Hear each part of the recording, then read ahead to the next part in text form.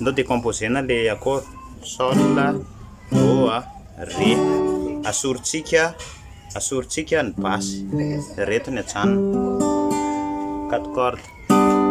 Am'le do asorintsika ity de reto sisa na ity na zany ohatr'izao na ohatr'izao ao amin'ny ito reto ajanontsika na reto na reto na misy aty tsy manino jereo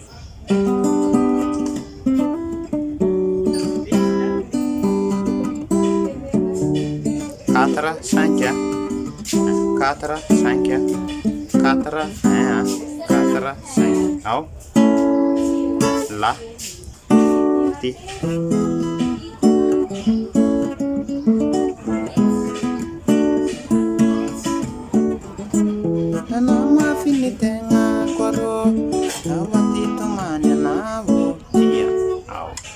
azo ampiasaina amin'ny tonalité rehetra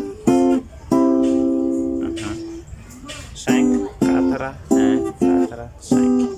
Abonnez foana les chaînes YouTube, cliquez les abonnés et cliquez les j'aime, cliquez les notifications amizay isaka misy vidéo vaovao de mahazo foana ianao.